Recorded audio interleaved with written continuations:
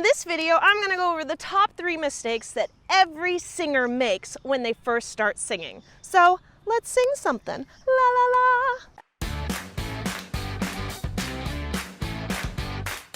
I've been teaching singing over 14 years, and I'm telling you, like day one, with every singer that I work with, 90% of the time, they do these same 3 mistakes that I'm going to go over right now. Number 1 mistake, don't open your mouth.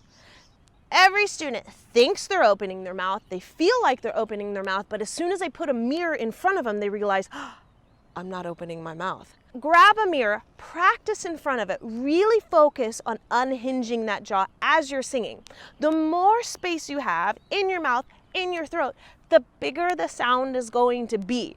The best way to compare it is think of singing in a closet full of clothes and everything absorbs your sound, or singing in a bathroom shower.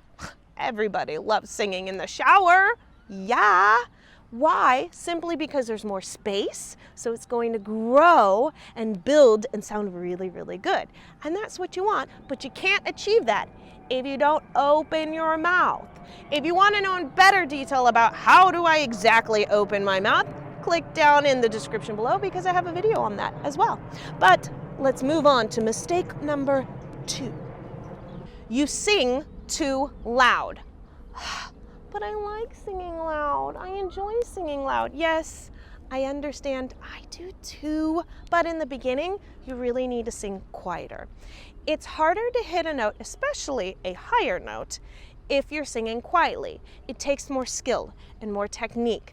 So yeah, it's harder and it's not quite as much fun, but if you're training as a beginning singer and you really do want to improve, like really do want to improve, then you're going to have to sacrifice some things. You're going to have to take the harder route, and the harder route is practicing singing in a more quiet voice.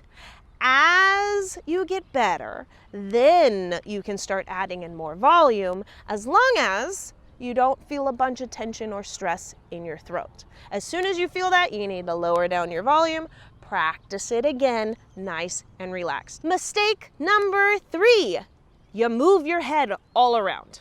As you hit your high notes, most likely your head goes up. And as you hit low notes, most likely your head goes down. And this is totally not what we want, simply because the weight of your head is moving back, tension on the throat, moving down forward, tension on the throat. The last thing we want is tension on the throat. We want it all open and relaxed. So keeping your head nice and stable and in alignment is exactly where you want. So practicing with the mirror, making sure it's not moving up and down, is going to help your throat and your voice tremendously. All right, newbie singer, if you want some warm-up drills, then you're going to click here. If you want to see my playlist that I made just for you to help beginning singers, then you're going to click down here. And come join, hang out with me in my Facebook group as we do challenges and lots of cool stuff. And the link is down below. I will see you in the next song. La la la.